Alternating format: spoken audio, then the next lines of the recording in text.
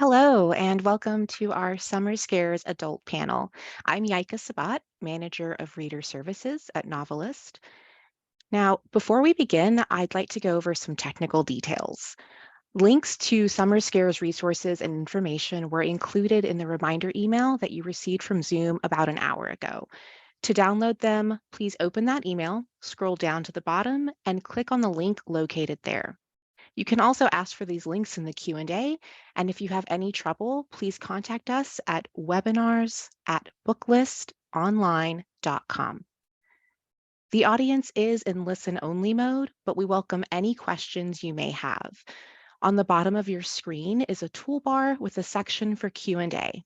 If you have a question or need technical assistance, simply click Q&A and type your message into the box that appears. We'll do our best to respond to all tech-related questions, and we'll pass along all other questions to today's panelists so they can follow up with you after the webinar.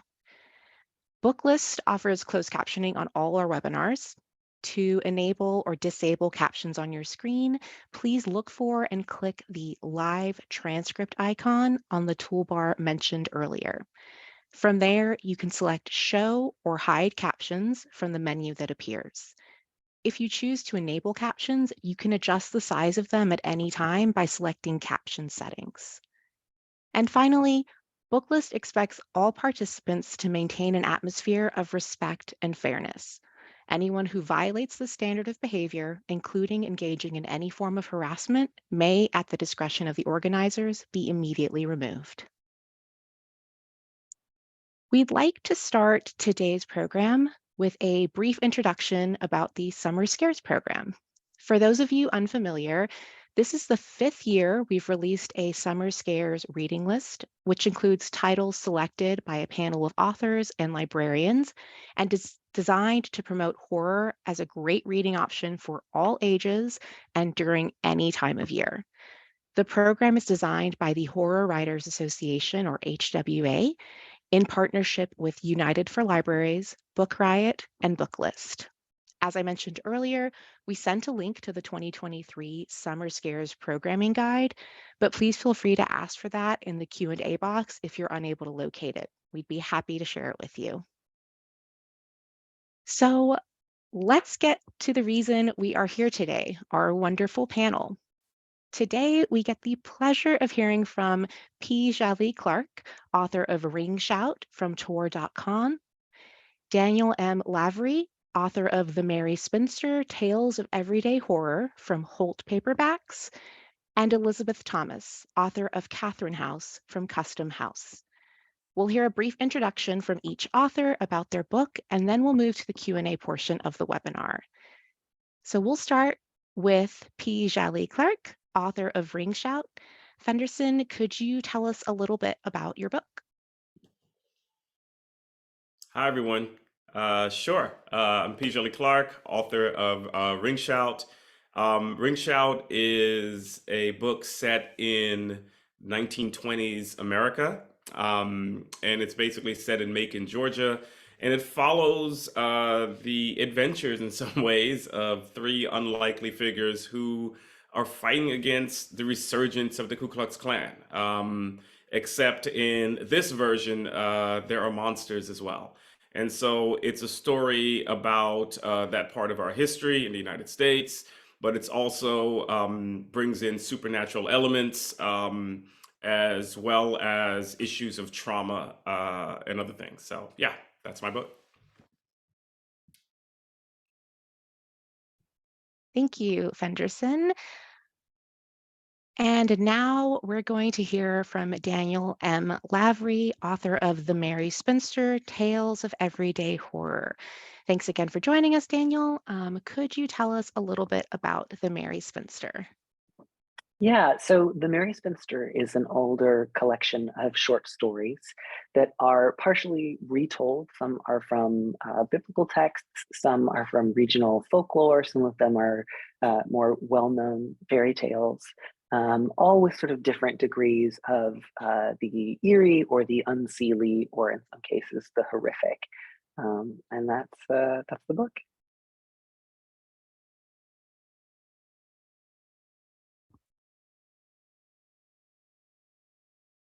Thank you so much for sharing that little snippet about it. And now we're going to hear from Elisabeth Thomas, who is here to tell us about Catherine House. Take it away, Elisabeth. Hi, everyone. So Catherine House, it's a novel about a woman who goes to a mysterious cult-like college deep in the woods of Pennsylvania, and she finds that the school has been performing some kind of mysterious, unseemly experiments, and all may not be as it seems. So it's kind of a play on the academia, the dark academia genre, but also definitely with some horror elements, and it's like kind of a literary thriller. And I think it's pretty fun.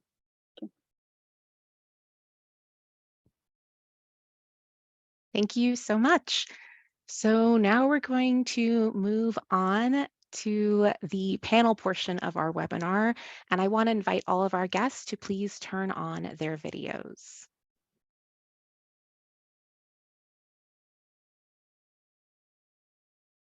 Here we go. It's good to see everyone. So I'm going to dive right into questions so we can have a little conversation going. I've read all your work. It's excellent. And I am definitely curious what got you started as writers, and then specifically what drove you to sort of the horror, spookier side of things in the novels that we're and short story collections that we are featuring in Summer Scares this year.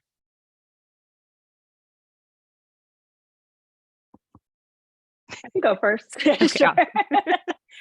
Well, I always knew I wanted to be a writer, and I can't really explain that. I think it's just something that I honestly feel very blessed that it was just something that I've always known that that's what I wanted to do. And I think just the thing in my life has just kind of been figuring out how to do that from a logistical standpoint.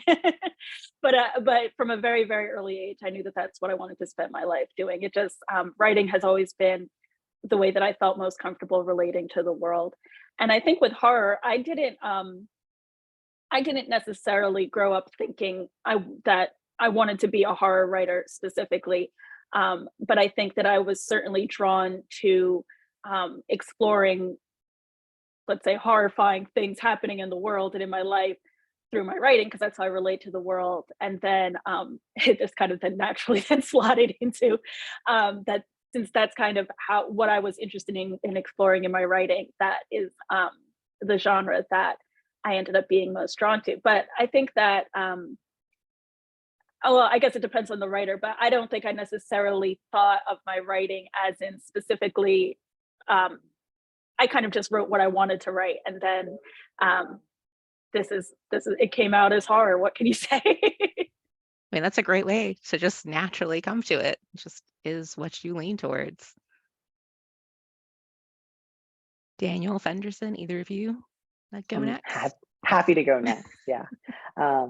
Yeah. So I think, like many writers, I came to writing relatively early, something that I knew that I wanted to do from a fairly young age. And typically my favorite genre has been pastiche, which is something that I've just revisited a lot throughout my career. And I think normally I've come at pastiche through comedy. And I think that there are certainly ways in which comedy and horror have a great deal in common, not necessarily in the sort of comedy horror movie sense of like chainsaws and jokes, but in the sense that both comedy and horror do something similar as a genre. The goal is to produce an involuntary response in the reader. And so in comedy, it is to make someone laugh, which, again, without saying like, oh, laughter is itself a kind of fear. I don't mean to do that.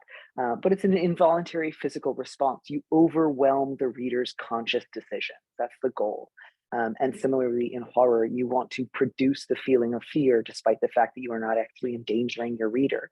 And so I think there are ways in which they both, they're genres that reward intensification, detail, absurdity, and extremity. So those are certainly skills that I felt could jump from one sort of register to the other really well and really easily, and in ways that I found really interesting and fun. And just sort of, it's fun to play around with horror. It's fun to tear things down. And it's fun to think of different ways to destroy something. I think especially in a short story form, that was something that really interested me. it's interesting that you mentioned the humor horror connection because they're both also really good for critiquing society and what's going on in the real world. And I definitely see some of that in everything you do. So I don't know, it's an interesting thing you brought up. Mm. Fenderson, anything to add? Yeah, I probably came to writing as far as serious writing late. I probably didn't think when I was younger that I was going to be a writer. It was something, if I did it, it was for school projects, but I also found myself writing on the side. Just, I read a lot. And so I would find myself imitating that and trying to create things on the side, but for friends and family, that kind of thing. I don't think that I thought of being a serious writer until like probably late in college, and even then I had no idea what I was doing.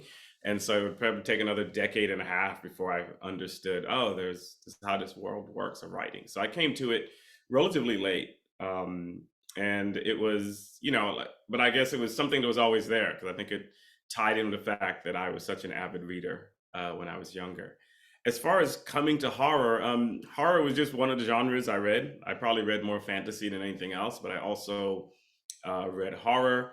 And I think, much as I think, has been said, I think, like Elizabeth was saying, I probably wasn't setting out to write with Ring Shout a horror story. Sometimes I think when I wrote Ring Shout, I was thinking of writing a fantasy story. It's got monsters, it's got a heroine with a sword. And it ended up being a horror story. And it ended up taking horror elements. And so, I think I pretty much tend to write. I mean, I'm sometimes aware of the genre I'm writing in, but I tend to just write and pull whatever I need. If I need a little horror, fine. If I need a little fantasy, that'll work. If I need to bring in aliens, we'll see what happens. And so, yeah, so, now I've written a few titles I think people could, or short stories called horror, but, I don't know that I was thinking distinctly of the genre as I was doing it, though it was something that I had read before and I'd long been interested in. I honestly love that theme kind of with all of you, that it's not like you're sitting down and going like, I'm going to write a scary book, I'm going to write a horror book. You're writing what intrigues you, and that just happens to lead to kind of horrifying or, disturbing or macabre topics, because that's part of life. And that's definitely part of the horror genre. So it's not shocking that that's what ended up happening. And I'm curious, I know, Fenderson, you mentioned that you did read some horror. I'm not sure, Elizabeth and Daniel, if you're also a fan of the genre, but if you are, either for books or film or any other medium, what is it that you like as a fan, as a reader, about horror? I think what we've all touched on a little bit is that I think that horror is such a wonderful way to kind of explore in a safe way, in a literary safe way, things that make your heart race and make that shiver go down your spine. I mean, the things that it kind of like it's almost like a roller coaster or something, where it's just having a little jolt of adrenaline in a space that you're not physically in danger, but it kind of helps you explore certain dark recesses of your mind and certain, like, what if that happened. I found with Catherine House, something that I found really fun about writing it, not even just in a horror standpoint, but the main character is so she's so bold, and she's the one who, like, if there's a dark hallway, she'll be like, maybe I should go down here and see what happens. And that's just so not who I am in real life. In real life, I'd be like, absolutely not. I'm perfectly fine staying at home. So that's kind of what I've loved both about watching or reading or everything horror and writing it, is just kind of seeing, like, what if, that exploring that kind of what if, as opposed to in real life, perhaps many of us would just prefer to not find out what if. I often say that. I'm like, I love horror. I watch tons of movies. I'm like, I would not end up in this situation because Exactly. I would not be investigating. In real life, I would definitely let's say, like, no, I'm not going to that house in the woods or whatever. I'm going to stay home. But thank you for the offer. I'm just going to move. Yeah, that's exactly. That's that. Yeah, I think I've long loved horror as a genre. I think some of the horror writers who have really influenced me have also had connections to weird or strange fiction, which I realize is a slightly different genre, although there's lots of overlap. I think of like Jan Mark, I think of Robert Aikman, Shirley Jackson, obviously, but like Newell or Cold Hand in Mind. I mean, those just felt deeply revelatory. And again, a lot of people who worked in short fiction, which is not something that is always as easy to encounter as novels, and just was deeply masterful. And it just really interested me because it was often writing around something. How do you write in a way that communicates the uncanny or the inexplainable or the mysterious? How do you write without finishing the picture? How do you write towards incompleteness? And that fascinated me. I think of it as like the opposite of world building, like that sort of obsessive desire to fill out the frame, to get AI to show you the remaining images outside, to write fan fiction. And not that those are all the same thing. I don't mean to compare fan fiction to AI. I just mean in terms of the service of more explication, more understanding, more detail. Sort of the opposite direction is something that also really interests me. Again, to be clear, I'm not knocking fan fiction. I grew up in the 90s. I get it. I'll say you don't want to get on the bad side of the fan fiction. I truly wouldn't mean to. I don't I know. Yeah. Also grew up in the 90s, so I get that. That makes me sound younger than I am. I was born in the 80s. I just want to be honest, full disclosure. Same. Yeah. I grew up in the 90s, was born. Boy, lying about my age and coming out against fan fiction, I am really making myself unpopular today. You're living on the edge right now. Henderson, what about you? What are some of your favorite things about it? Yeah, horror is so expansive. The term is so expansive. There are all these different kinds of horror, and I think it can bleed into a lot of different things. Like Daniel was saying, it can bleed into weird fiction. It can bleed into parts of fantasy and science fiction. So I realized that a lot of the things I liked when I was younger, movies or books or what have you, that I wouldn't think necessarily as horror until other people told me, oh no, that's horror. Like, me watching Aliens, for instance. I was like, no, it's got aliens and it's got guys with guns and, it's a monster. And they're like, no, that's horror. It's like, oh, I thought of it as just an alien on ship and these people are trapped with them and they have to fight them. Or, I've been rewatching the various versions of The Thing recently, right? And for some reason, when I was younger and watching that, horror was not on my mind. And maybe it says something sick about the things that didn't horrify me. It was like, oh, that alien got that guy, but I wasn't thinking, oh, horror. And so I realized that it turned out that I was actually liking a lot of horror. I just wasn't labeling it as horror. And the things I liked about them tended to be things about the otherworldly, the supernatural, things living on the edge of our world. I've always liked those kinds of things and been drawn to them. So not surprising, when I write horror, that's the kind of horror I do. Like the horror of, and nothing against this, but the horror of a madman in a hockey mask butchering young co-ed and virgins and I was never really frightened at that kind of stuff. That wasn't the kind of stuff that frightened me. And so I think it's that otherworldly stuff that I find more interesting. Like when I was younger, I think I'm trying to think of what actually scared me was the first time I saw the Amityville horror, the original. Oh yeah. The very first one, right? When I saw that as a kid, I was like, that's freakish. And so that kind of stuff, I think, is what I was drawn to when it came to horror. You bring up a good point that I think not everyone realizes all the time, is that horror is so many things. I always say that there is a horror story for probably every single reader. It just may not be what they think of. It may not be a slasher. It may not have ghosts. There's a lot of variation. Amityville messed me up the first time I watched it, and same thing as a child. You start with, movies like Nightmare Before Christmas, and you notice these sort of things that may not be traditional horror, but are kind of still there. They still have those aspects, and I think it's important to realize that for readers too. There's so many different things you can do with the genre. Personally, I'm just curious now, because you did mention some of the things that you like, almost like subgenres or types of horror. I'm curious, Daniel and Elizabeth, do you have any, there's slashers, there's haunted houses, there's sci-fi horror, fantasy horror. Are there any kind of tropes or subgenres that you found you really like? Either reading or writing, watching, any of it. I love haunted house. Well, it's funny for me because it's like, especially with film and movies, it's like, if it doesn't actually scare me, then I can watch it. But if I find it actually scary, then I don't want to watch it. I don't really have that problem with books. So for me, haunted house stuff, because in like actual life, I don't believe in ghosts. So haunted houses are kind of like the perfect thing for me, because it's like, oh, this is kind of like a little fun, but it doesn't actually get to me. But I love, so yeah, I love haunted houses. I love anything cult like. That's kind of how I ended up writing this book. Anything kind of cult like, stuff that doesn't really get to me. Anything that's kind of religiously horror. I think partially because I'm not religious myself, and that is just not something I really grew up with.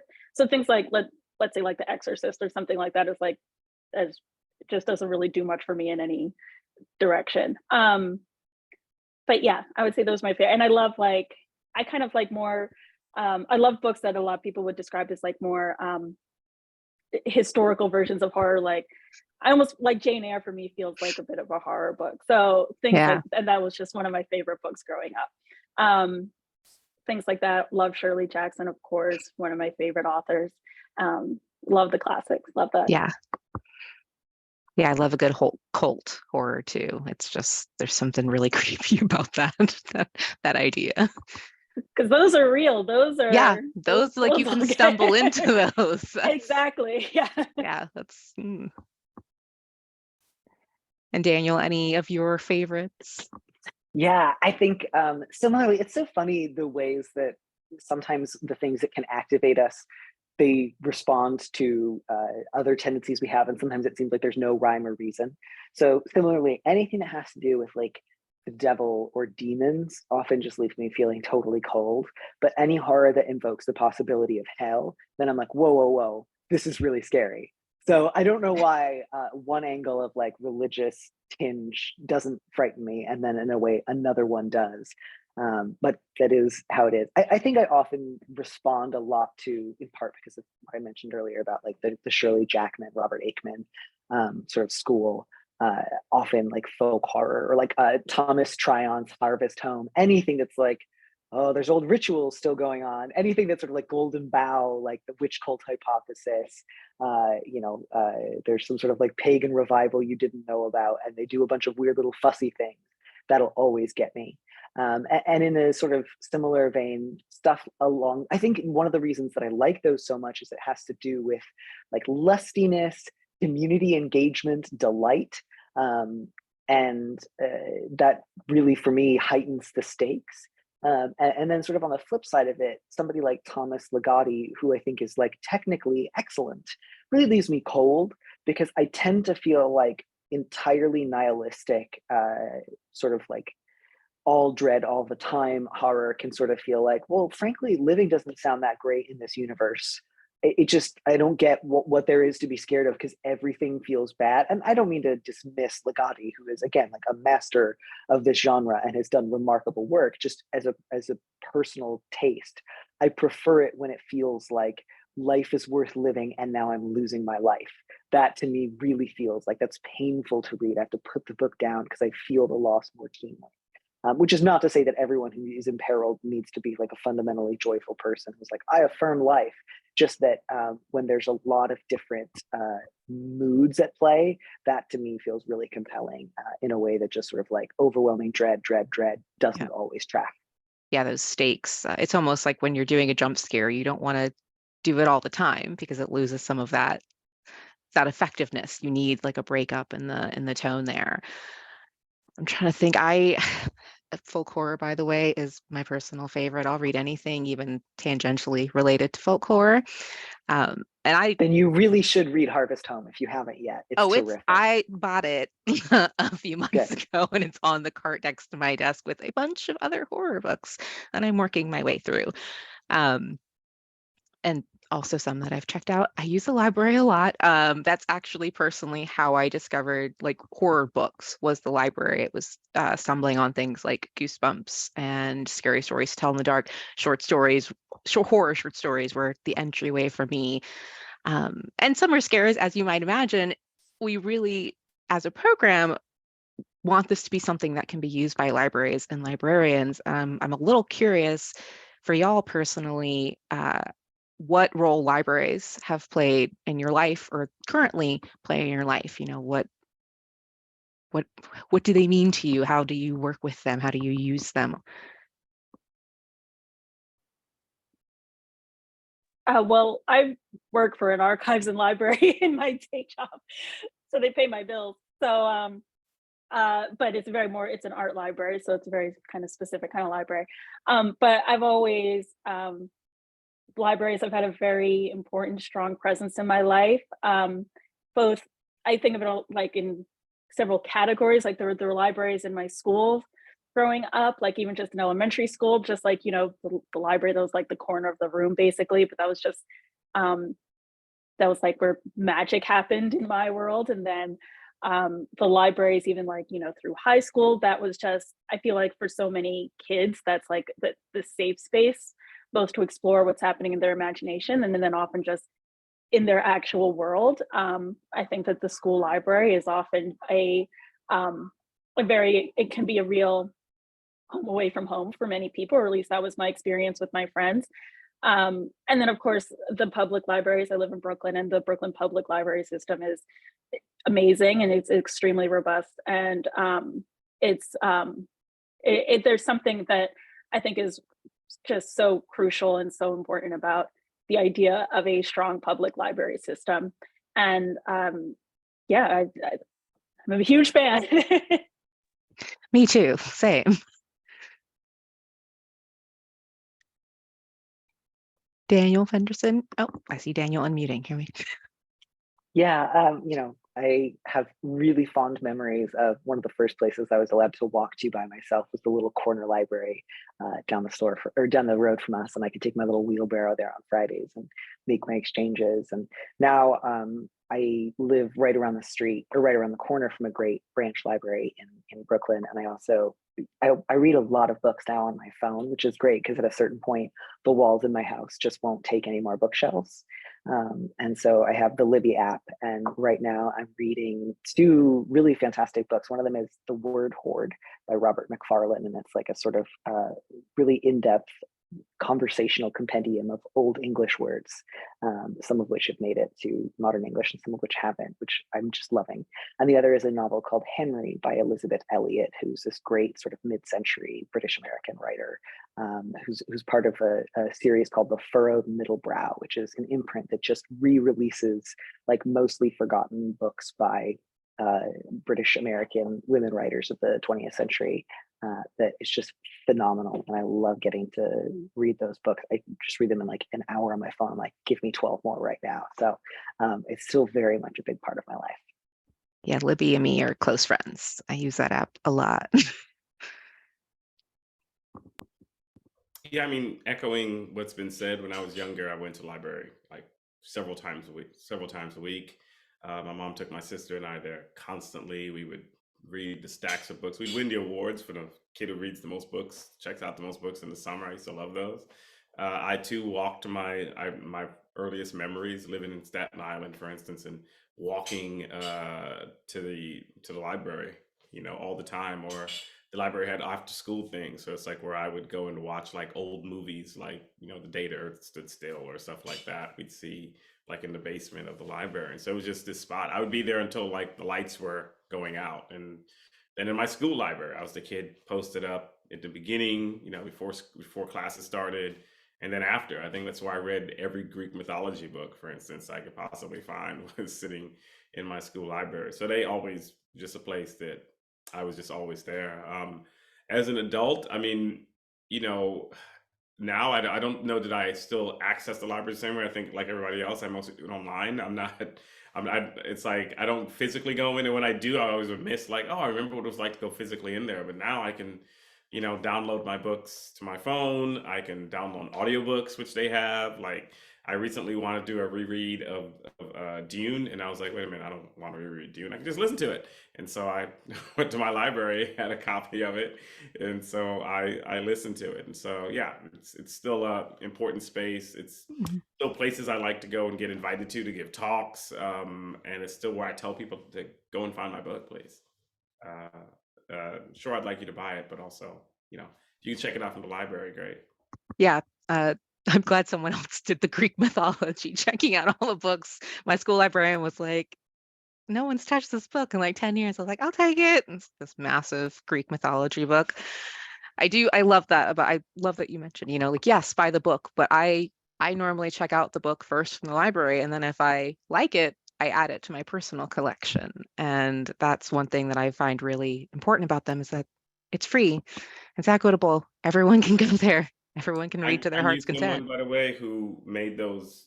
They literally made over the dust cover jackets for Yes. books, and they put the little thing on the back so that you can make your books look like they belong in the library on your shelf. And so they make those for you, and they'll put the dust jacket on and put the little tag on, the little old Dewey Decimal System, whatever. And so, yeah, I used to love those. I could get in trouble with that and be like, oh no, I don't need that, but I want it. I I love do. those. Yeah, like it's just it's charming. Yeah. Like it's like we all, like, someone watches me later on camera and everything's been adapted to look like that on my bookshelf. I'm just checking. I don't see any audience questions yet. I do want to remind the audience, if you do have any questions, just go ahead and click the Q&A and type them into that box, and we'll try and get them answered. Just want everyone to know. I am curious, partially because Daniel already started doing this. Are there authors, and they don't have to be horror, but are there authors that you have been loving recently or looking forward to, or maybe you think don't get enough attention, that you like to recommend to people?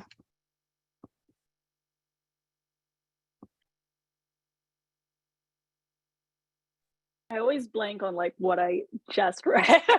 Oh, I know I just read Mrs. March. I wouldn't say it's something that's like underground or something, but it was fabulous. I loved it. It came out in the past, I don't know, couple of years. And it's kind of a more of a thriller, but it kind of feels I would say it's kind of between thriller and horror, so that you can parse these different categories. And it was just fabulous. The author is Virginia Fidho. And I really enjoyed that. I kind of like, usually when I read, I try to read like two things at once and have a contemporary book and an older book. But I've run out of my older book, so I don't know. We'll see.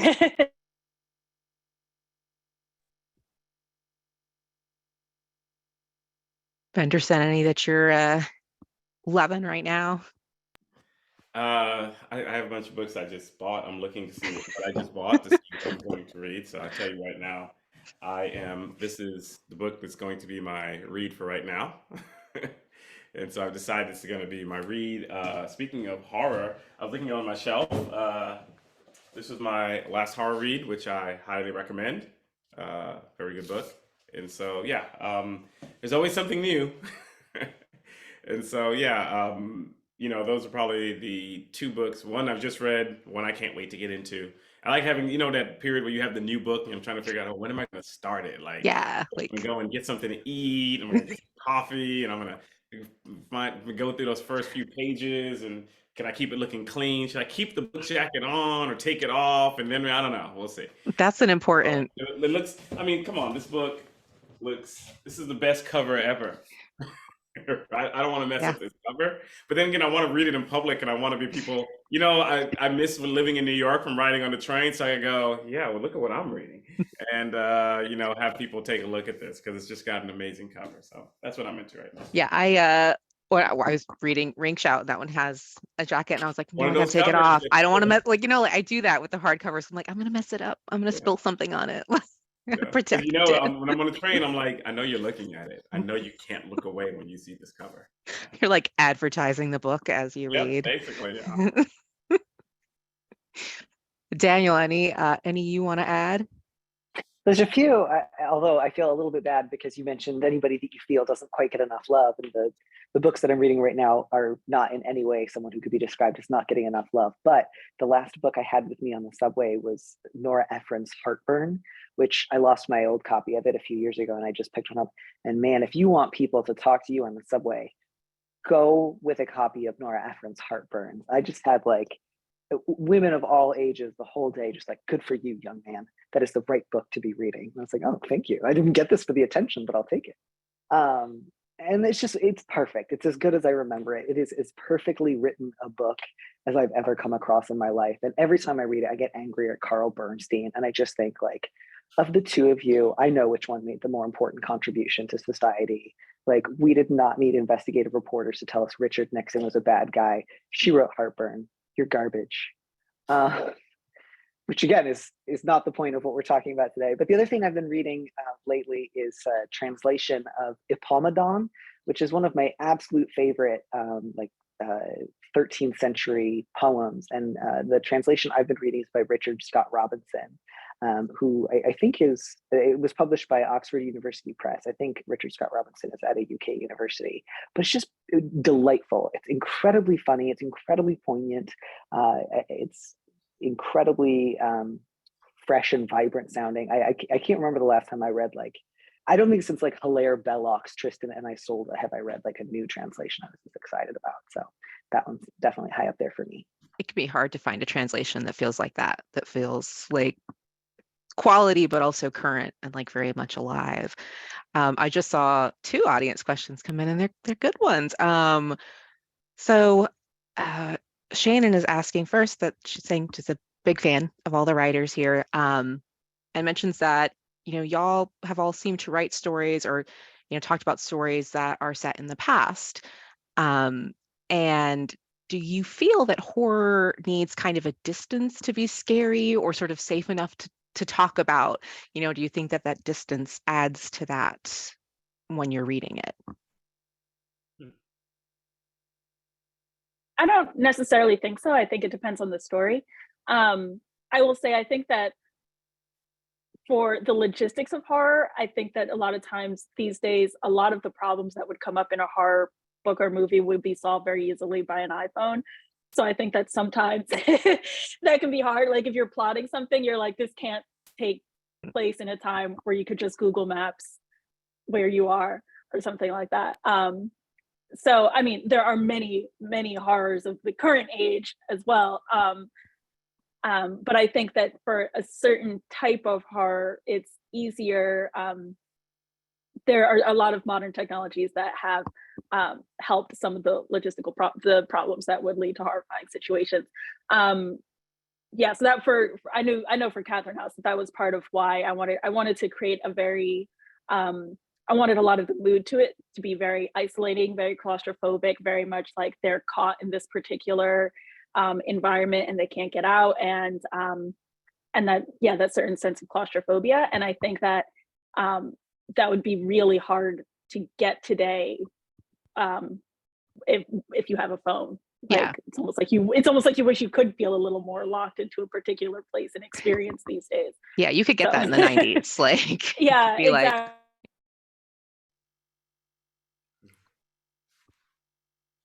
anyone else have thoughts on that question?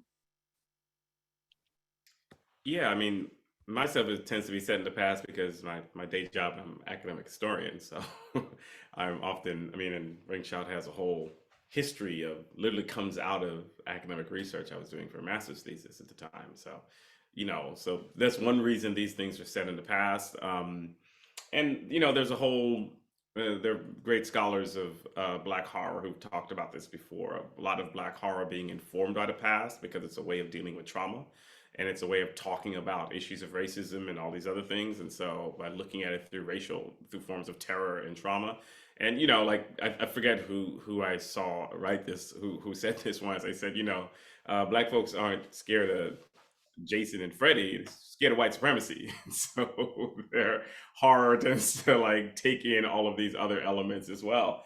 And I'm sure there are Black folks who are afraid of Jason and Freddy. So I'm not being, one flat thing, but making the point. Or both.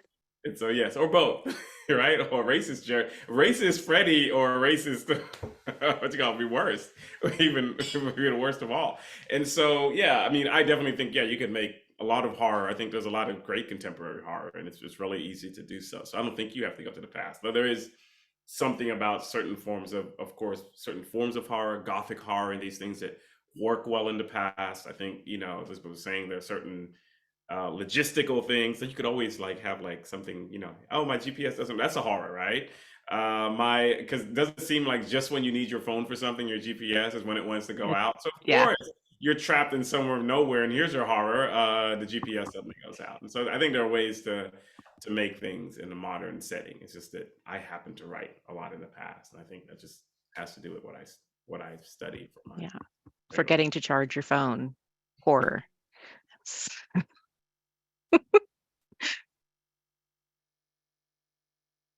Yeah, I tend to think that writing for the contemporary moment is itself like a writerly skill. And so certainly, at least for the stories in the Merry Spinster, a lot of them are retellings of older stories. And so either there would feel like a pretty specific century or decade that a story needed to be set in. Some of the stories I wanted more of an out of time feeling. So it wasn't quite so much like the Beauty and the Beast pastiche is set in a sort of like 1920s, and there's specifically references to like cars and styles of that time period. But then there would be others that I really wanted to feel like could have been the 80s, could have been the 1800s. And I think none of them really felt contemporary, which is not to say that I don't ever write contemporary, just that I feel like I always need at least 20 years to figure out what I thought about something.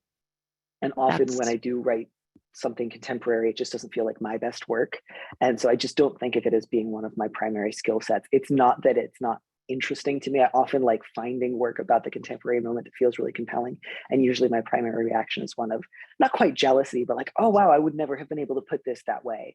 Or that kind of insight about our present moment is really remarkable. And I just don't work like that, seemingly. Maybe someday I will get there and I'll have something useful to say about the year like 2029, but it hasn't happened yet. Yeah, that's valid. It's hard to sort of have those thoughts and insights and opinions if it's still happening in a way, to have the time to process that. Speaking of contemporary, and we've had two questions come in that are sort of linked to the same thing. Someone mentioned that they heard you say Ring Shout is set in Macon, Georgia. And this question and the other one are both asking sort of how do real world places and events and current events influence your writing, particularly, you know, in the case of Ring Shout, introducing fictional monsters alongside something real world like the KKK. How does that sort of influence y'all's writing?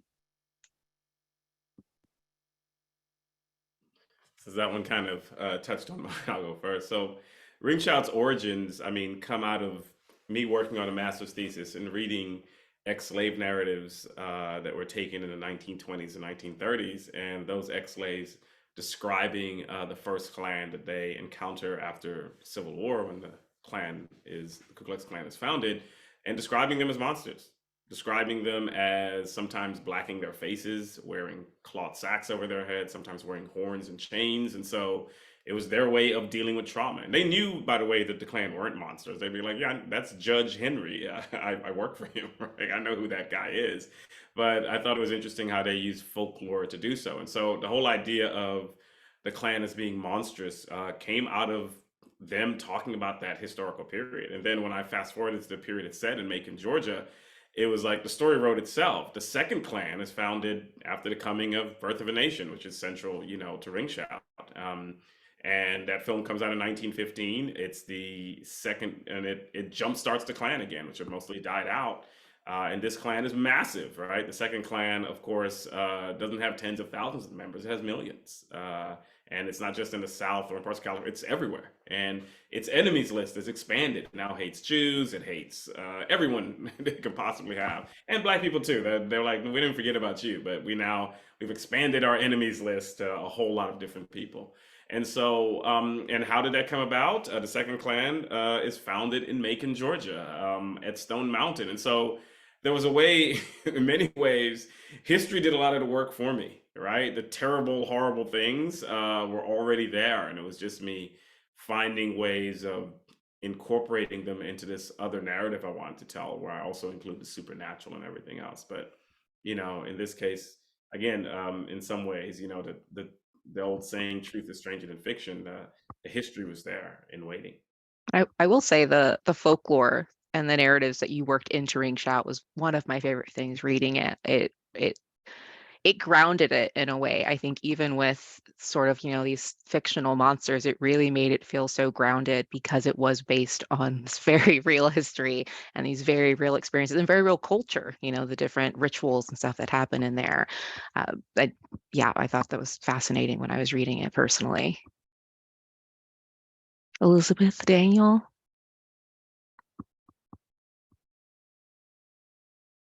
Sorry.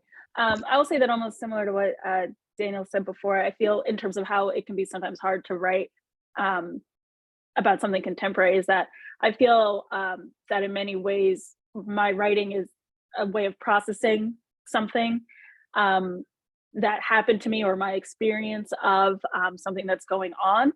And I think that, like Daniel said, like it's hard, it's hard to process something like while it's still happening. So, Catherine House takes place in kind of like a college. I wrote it a few years after college. I think, this is my most recent book. I have others in the pipeline. And I think those are more, when I look at them, I'm like, I almost sometimes don't even realize. And then I'm like, oh, this is kind of obviously about like, let's say about like the rise of AI things happening right now or something like that. But it's almost, so sometimes I feel I almost don't realize what anxieties or things about the current world that I'm dealing with until I step back from the writing for a second. I'm like, okay, this is kind of obviously about a certain, an anxiety about something that's happening in the world that I'm dealing with. That makes perfect sense to me. It's a great way to process. Writing is perfect for that. Daniel, was there anything you wanted to add? I don't think I have anything to add to this one. That's Thank totally fine. You don't have to. I did want to make sure that I gave each of you some time to talk about the particular book that is on the Summer Scares reading list. For those in the audience who may not be familiar with it, if you wanted to talk a little bit about, what it's about so they can get a sense of it, I'm sure everyone would love that.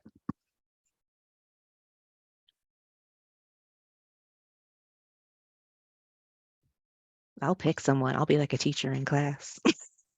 I'm happy to go because I realized I had given a very short intro at the top of the hour. And so I think as just due diligence, I should go into a little bit more detail.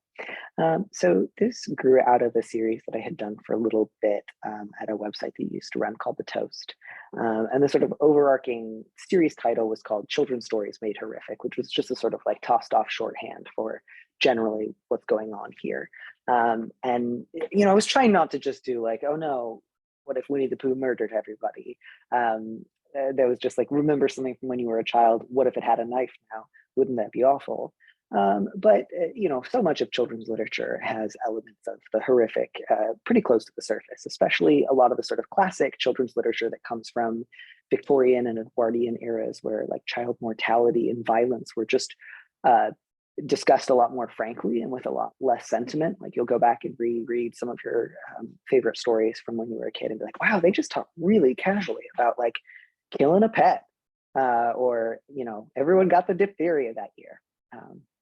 And so it had been something that I had done occasionally there that eventually turned into a book series. So it runs the gamut from often the short stories in the book would be a sort of amalgamation of two stories. So there's one that's sort of a combination of the old fairy tale, The Fisherman's Wife, which is about a sort of henpecked fisherman who keeps going back to this magic fish in the sea. His wife wants more and more. He doesn't want to give in to her, but he does. And there's this sort of really unpleasant one-upsmanship and this unhappily married couple. And then also incorporating that into Frog and Toad Are Friends, which are both really lovely stories. And also I feel like it had always sort of creeped me out, the sort of formality with which Frog and Toad had interacted with one another and just the way that their sort of friendship dynamic could sometimes, depending on my own mood, feel really peaceful and other times really stifling.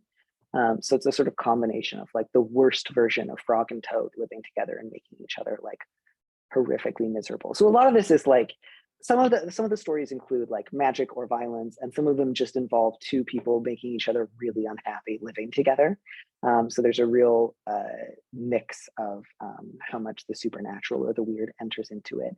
And then there'd be other ones like the Velveteen Rabbit, which was, barely adding anything at all about it. Frankly, I shouldn't even have included that one because the Velveteen Rabbit's already just so It was upsetting. haunting. That one was haunting. Right now, I think you should have included it. It was a haunting read. Yeah. So, and then there's some stories from the Bible. There's some stories from the islands of Orkney. There's classics like Beauty and the Beast and Cinderella. And then there's also one or two that reference Shirley Jackson's The Demon Lover, which is itself a reference to the Oxford ballad, The Demon Lover. So it's a little bit all over the place, but that's sort of the thing that interested me the most was like this sort of one-on-one damage two people living in close proximity could give to one another. Nice. Thank you. I can go next. So with Catherine House, like I said, I had started writing it a couple of years after college. Obviously, it takes place at a college, but I think that in a larger sense, I wanted to explore the ways that we can both feel a certain amount of allegiance towards certain institutions, and then how that allegiance can be so dangerous. I think that it was a play, obviously, on the college experience, but then, as I said, there are a lot of cult-like elements going on. I think that there are cult-like elements to so many institutions that we run into. It could be, the military, religion, a lot of different sports teams, let's say. I think that there are a lot of different groups that can, in many ways, be so dangerous. And the thing that I found most interesting about this idea is that I think that when people talk about cults, they have this idea that it's all negative. It's the same thing with an abusive relationship. It's like, well, how did you get into it? He's obviously a jerk. And it's like, no, but the thing is that they're not a jerk all the time. Sometimes it feels good to be really excited about a sports team, or to feel like you belong to the army or something like that. And so what I was really intrigued about and what I wanted to explore is this idea of both loving and feeling how good it can be to be part of a certain type of community, and the tension between that and knowing that there could be things going on that you don't necessarily support or that are actively drawing you back in. And so I thought it was almost kind of funny to do that just with a college, which, a real college is not a cult, hopefully. But I think that even just on a much smaller scale with my college experience, I had on the whole a good college experience, but then you're just like, oh my God, like there's so many things that this school does that I don't agree with, and I'm paying so much money for it. And I thought that was just a really interesting tension and something to explore. And I think that another thing that I wanted to delve into was this sense of, I wanted to create a character who had a strong sense of kind of estrangement from the world, who clearly, if you read it, I think it's pretty clear that she's very depressed, though she wouldn't necessarily describe it that way. And I think that sense of eeriness is something that I also wanted to play with, and have almost the horror of the book be almost her mind, her state of mind. And she almost doesn't even quite realize that she is so disconnected from the world and is not relating to it quite like a normal person. So that is Catherine House. Nice. Yeah. I do love that you point out, like, that's the thing with cults and anything like that. It's belonging, and it's also that it's usually good. It feels good. It seems nice when you join. Then it's not as much. So yeah, with Ring Child, as I said, its origins start off with me really doing research for a master's thesis and coming across these notions of the Klan as monsters, as these former slaves or formerly enslaved people are telling in these interviews. And I didn't know what I wanted to do with that. I just knew it was interesting, so I kind of just kept it there. And I found other things in there. I first came across the folklore of night doctors, for instance, that these popular in a lot of African American Southern folklore of beings that snatch away people, that come out of the fact that enslaved people's deceased bodies, for instance, would be sold to medical colleges and things like that. And so if you ever seen Jordan Peele's Get Out, for instance, when you first have the first character being snatched away, very much a night doctor's type of ideology, and then later experimented on. So anyway, when I first got those, they were just bits of folklore. I had nothing, I didn't know what to do with them. And I don't know when, sometime, it was like 10 years later, at some point, I had an idea for a story, and the idea was really this main character who's in the book, Maurice, with a sword, and with a magic sword. This is the magic sword in this story, and I thought of those notions of the clan as monsters, and I was like, okay, what if they were actual monsters, like in a cosmic horror, really otherworldly type of xenomorphish type monsters? And the story just kept flowing from there. And there was a period between this is before I'd finished my doctorate, and I was doing a fellowship in Indiana, Pennsylvania, and actually lived in Washington D.C. So I would do this commute on the weekends, right? Because my wife came to visit me once in Indiana. She was like, okay, I'm not going back to nowhere, Pennsylvania. And I'd be driving through all these mountains, and there'd be mist, and somewhere between there, the idea started percolating for the story. And I was listening to actual ring shouts, African American musical ring shouts.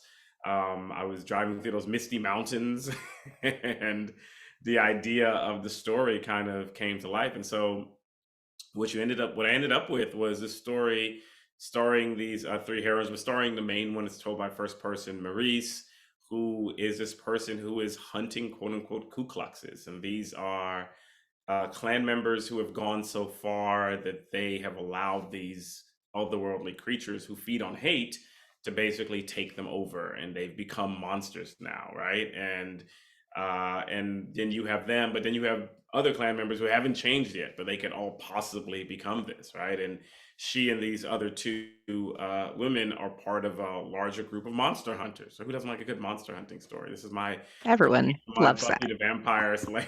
There's so much Buffy the Vampire Slayer, by the way. There's an episode of Buffy Hush, which is Yeah. just Oh, about yeah. gentlemen, Ooh, which yeah. very much was an inspiration in certain parts of this story, right? And so I basically started telling the story of them hunting these Ku Kluxes, but also there are these larger issues that they have to deal with.